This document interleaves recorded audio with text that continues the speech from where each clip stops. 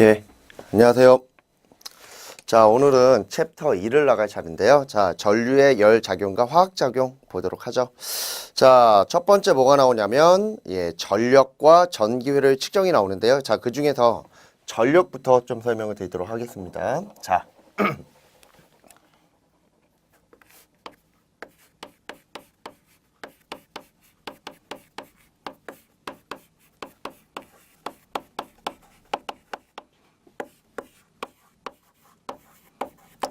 자, 우린 전력을 electric power라고 합니다. 그래서 얘를 P로 적고요.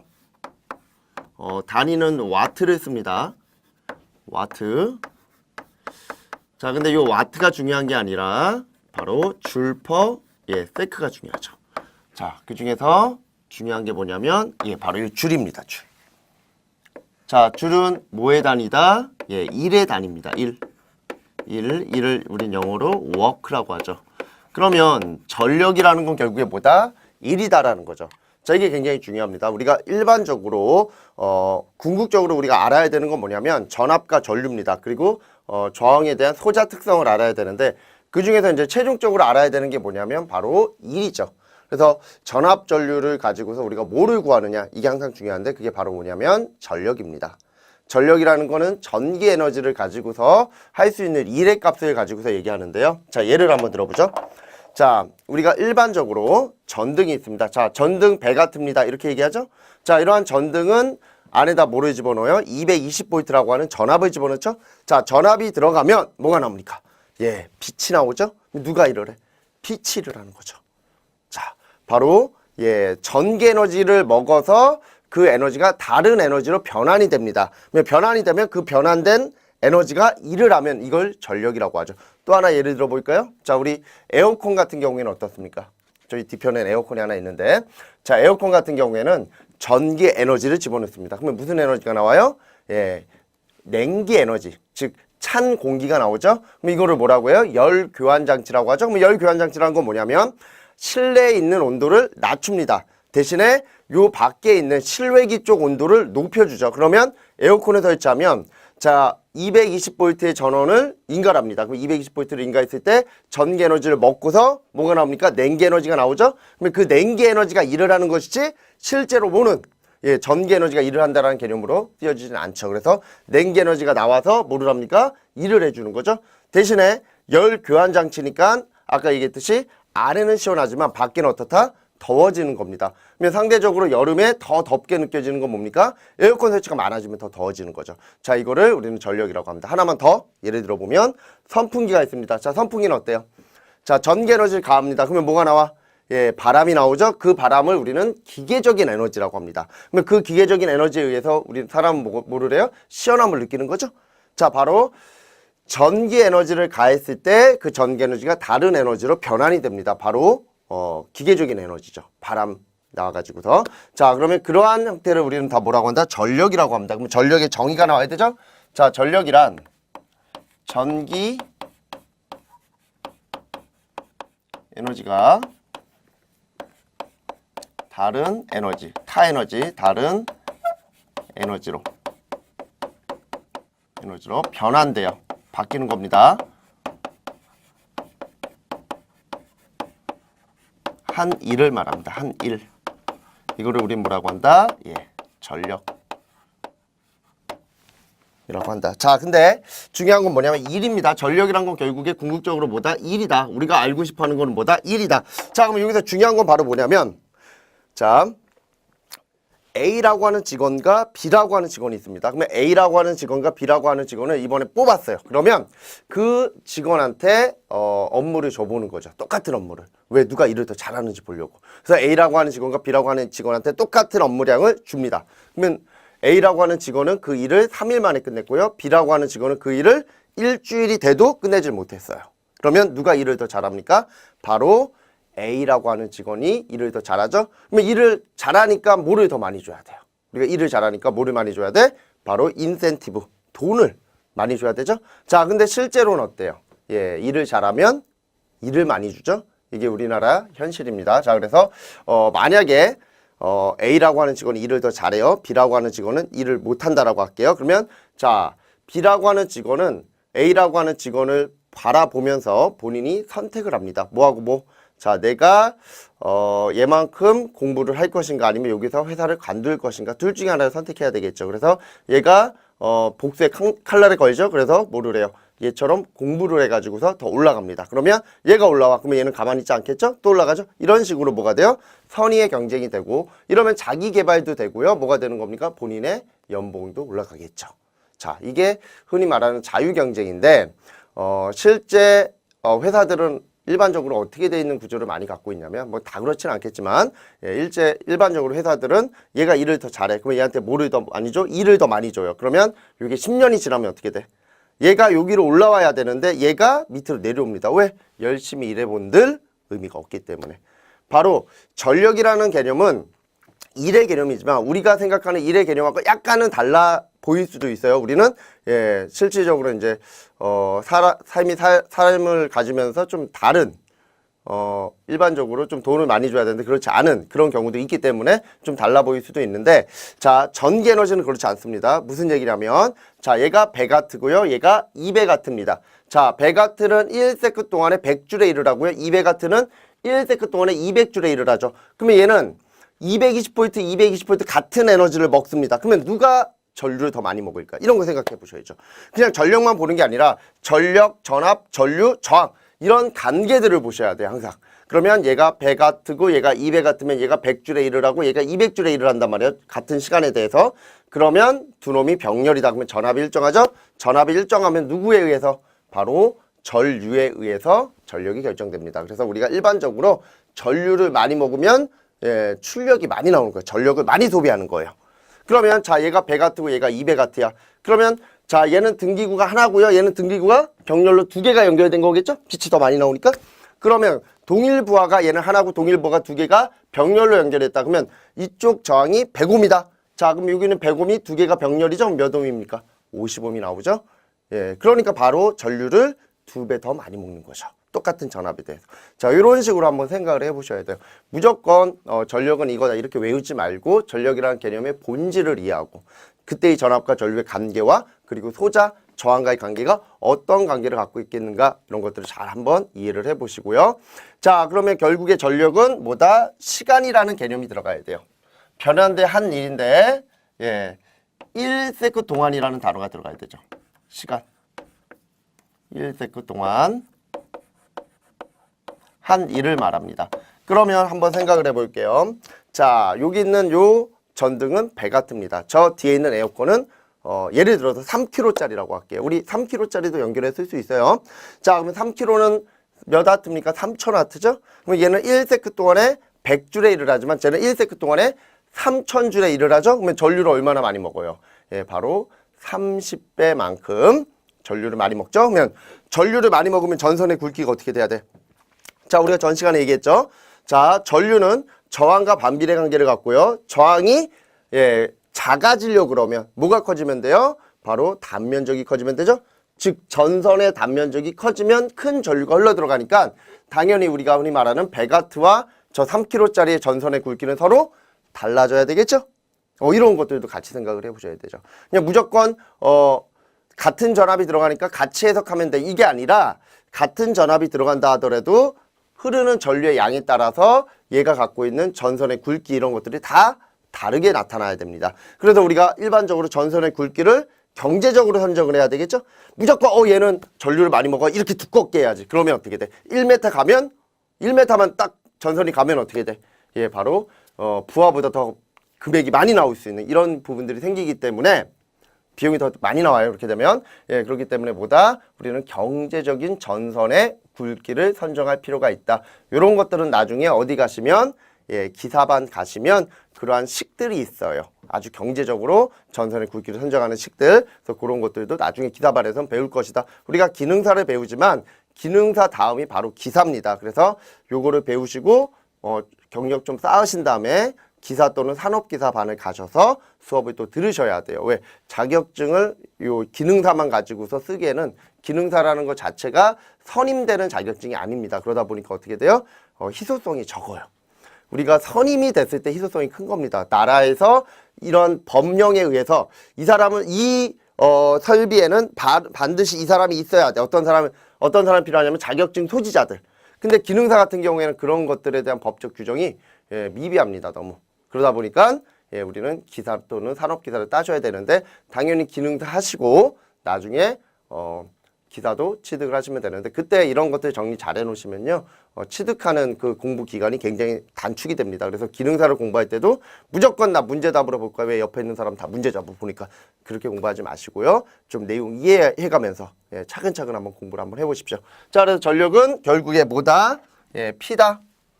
그러면 아까 얘기했죠? 이 전력이라는 건 일의 개념이지만 자, 우리가 전압이 일정할 때 전류에 의해서 전력이 결정된다 그랬고요. 일의 양이. 그 다음에 예전에 직렬일 때는 뭐가 일정해? 전류가 일정하죠? 그러면 전류가 일정할 때는 뭐에 의해서? 전압에 의해서 전력이 결정되죠? 그래서 전력은 뭐다? 전압과 전류의 곱이 되고요. 단위는 와트. 근데 우리가 V 대신에 IR을 집어넣을 수 있죠? 그럼 얘는 뭐다? I 자승 R이 나올 수 있고요. 그리고 I 대신에 R분지 V를 집어넣을 수 있죠? 그러면 뭐가 된다? 얘는 R분의 V 자승이 될 수 있다. 이런 관계들. 그래서 자, 요 식이 꽤 중요하거든요. 이거는 좀 아셔야 되는데 꽤 중요한데 이 식을 가지고서 물어보는 경우도 있겠지만 그거보다 더 중요한 거는 비례관계입니다. 자, 여기 보시면 전력 P와 뭐는 전압은 비례관계를 갖고요. 또 전류도 비례관계를 갖죠. 제곱에. 그래서 전압과 전류의 제곱의 비례관계를 갖는다. 이런 식으로 내용을 좀 같이 정리하셔야 돼요. 이따 요거에 대한 문제를 저희가 살펴볼 거예요. 요 식 자체를 가지고서 문제를 물어보는 경우는 그닥 흔치 않고요. 요 밑에 비례관계 제곱에 비례한다라고 하는 요런 형태로 문제를 이따가 한번 저희가 다뤄보고요. 그 다음에 두 번째 전력량이 나옵니다. 자, 이 전력량 이코르 전 시간에 뭐라 그랬어요? 일의 양이라 그랬습니다. 그래서 얘는 일의 양이니까 뭐로 적어요? W고요, 당연히. 단위는 뭐다? 줄이 되는 거죠. 맞죠? 그러면 W는 일의 양 PT라고 적습니다. 그럼 얘는 다시 적어보면은 I 자승 R T고요. 또는 R분의 V 자승 T가 됩니다. 단위는 똑같이 줄로 적을게요. 이렇게 줄. 됐죠? 자, 그러면 요거 우리 예전에 이런 거 있었죠? 1줄은 몇 칼로리다? 0.24 칼로리다.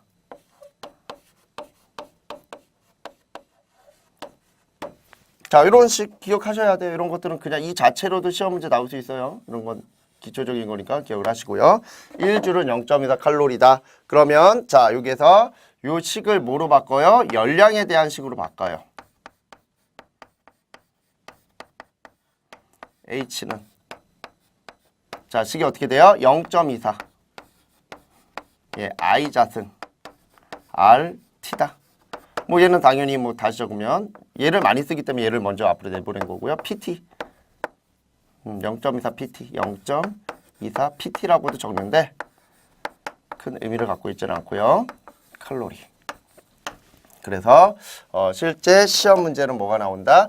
요 식은 잘 안 나오고요. 요거 위주로 나와요. 요 위주로. 그래서 요거를 좀 기억을 해달라.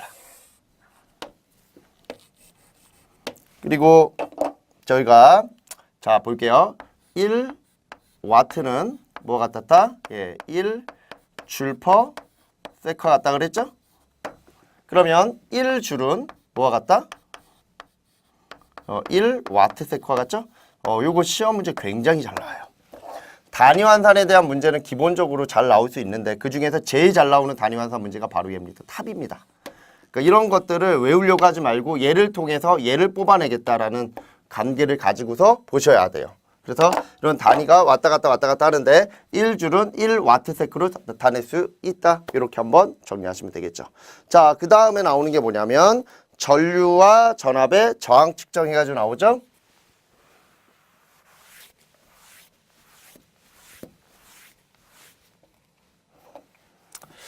자, 저는 요거를 이렇게 적을게요. 전압계 그리고 볼테이지 메타라고 합니다.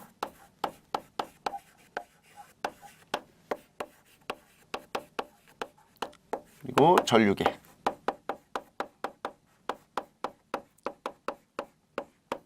암페어 메타라고 하죠.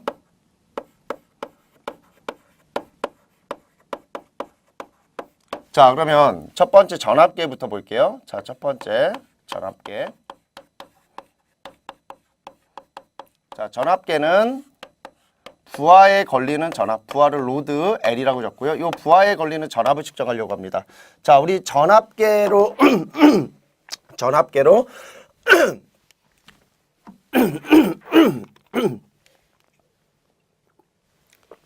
자, 전압계로 뭐를 구해요? 예, 요 부하에 걸리는 전압을 측정할 거야. 그러면 우리 전압계를 연결을 하려고 그래. 그러면 전압은 무슨 연결일 때? 병렬일 때 일정하죠? 그래서 병렬 연결로 해줍니다. 그 원리는 병렬일 때 뭐가 되기 때문에 일정하기 때문에 그래서 전압계를 병렬일 때 이렇게 연결을 합니다. 그럼 이때 걸리는 전압을 V라고 합니다. 됐죠? 됐죠? 자, 그 다음에 두 번째 전류계.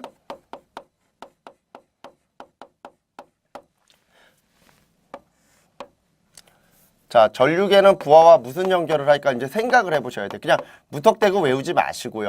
자, 우리 직렬일 때 뭐가 같습니까? 전류가 같다라고 했죠? 무턱대고 생각하시는 게 아니에요. 무턱대고 그냥 막 외우는 게 아니에요. 그냥 직렬일 때 뭐다? 전류가 일정하니까 전류계는 항상 이렇게 직렬로 연결하죠. 그러면 어떤 전류? 자, 요 부하에 흐르는 요 전류를 I, 그리고 이때 전류계에 흘러 들어가는 전류를 IA라고 하면 이 전류가 직렬이니까 어때? 같죠? 네, 이런 식으로 해석을 하시면 되는데, 자, 문제는 이런 것도 시험 문제예요. 그래서 전압계는 무슨 연결이냐, 전류계는 무슨 연결이냐, 이런 것도 시험 문제 나올 수 있죠. 뭐 너무 쉬워가지고 좀 의미는 없지만, 자, 어떻게 이제 내용을 정리할 거냐면, 자, 요 전압, 요 부하에 걸리는 전압이 500V입니다.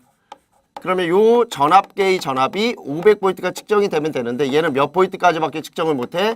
200V밖에 측정을 못해. 이럴 수 있어요. 자, 얘는 500이고 얘는 200입니다. 그러면 요 200V 전압계로 500V를 측정을 할 수 있어 없어? 당연히 못하겠죠. 그래서 이때 전압을 측정하기 위해서 여기다 뭐를 달아? 예, 저항 하나를 답니다.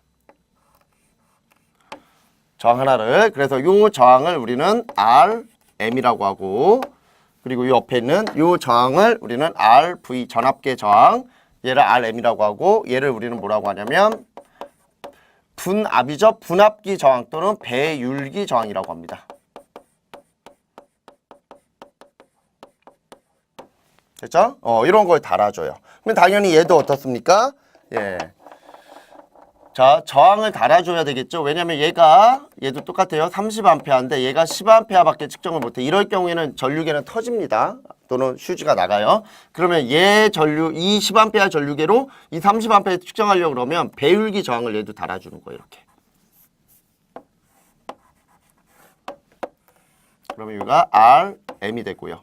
자, 그러면 당연히 요 저항의 이름도 배율기라고 하겠죠. 정확하게는 분류기 저항이 되겠고, 쟤는 분압기 저항이 되겠죠. 자, 그러면 여기에서 이제 우리가 원하는 전압은 얘입니다. 근데 실제 측정되는 전압은 얘인데 작은 전압으로 측정이 돼요. 그러면 여기서 식이 뭐가 나오냐면 전압 분배비 전류 분류비라는 게 있어요. 자, 우선 식부터 적고 설명을 드릴게요. RV 플러스 RM, 그 다음에 전체 전압이 V고요. 위에 올라오는 게 자기께 올라온다. 이렇게 저희가 얘기를 드리는데, 자, 이 전압 분배비 전류 분류비는 되게 이제 기사 쪽에서는 아주 메인으로 잘 나오는 개념. 이거 기능사에서는 아주 잘 나오진 않지만 참고적으로 볼만 합니다. 그래서 전압 간단하게 설명을 드릴게요. 분배비, 전압이 분배되는 비를 말하는 거고 전류 분류비가 나옵니다.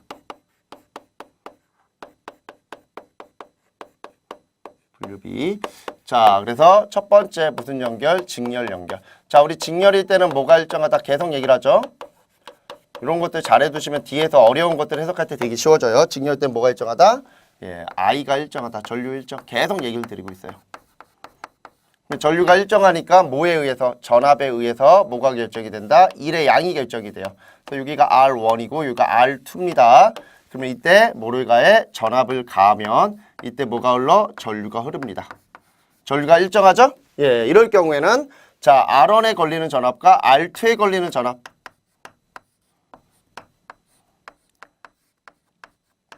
요 전압의 B에 의해서 자, 얘가 이쪽으로 벌어지면 얘가 이쪽으로 벌어진단 말이에요. 그죠? 그러면 이때 내가 구하고 싶은 전압보다 V1과 V2겠죠. 자, 우리가 원하는 전압은 뭐냐면 실제 얼마만큼의 일을 할 수 있는 전압 전류겠는가 이건데 전류는 얘는 일정하니까 전압에 의해서 전력이 결정되니까 이때 식을 줘보죠. V1은 바로 R1분의 죄송합니다. I1분의 R1이죠. 그러면 얘는 전체 전류 I일 거 아니에요. 그러면 전체 전류 I는 전체 저항에 대한 전체 전압이 되니까 오음의 법칙이에요. 직렬이죠. R1 플러스 R2 그리고 이거 보다 I고요. 곱하기 R1이 된다. 그래서 나오는 식은 첫 번째 뭐가 나온다? V1은 R1 플러스 R2 그리고 여기가 뭐가 돼? R1 곱하기 V. 자, 만약에 여기가 2면 여기도 2고 여기도 2입니다. 그럼 얘는 뭐가 돼? 예, V2는 R1 플러스 R2 자, 위에 R2 그리고 곱하기 뭐가 된다? 예, V. 됐죠? 이러한 식을 전압분배비라고 하고 그러면 전압분배비는 언제 쓰는 겁니까? 언제 쓰는 거예요? 직렬일 때만 쓰는 거예요. 병렬일 때는 전류 분류비를 쓰고 전압분배비는 의미가 없습니다. 왜? 병렬일 때는 전압이 같고요.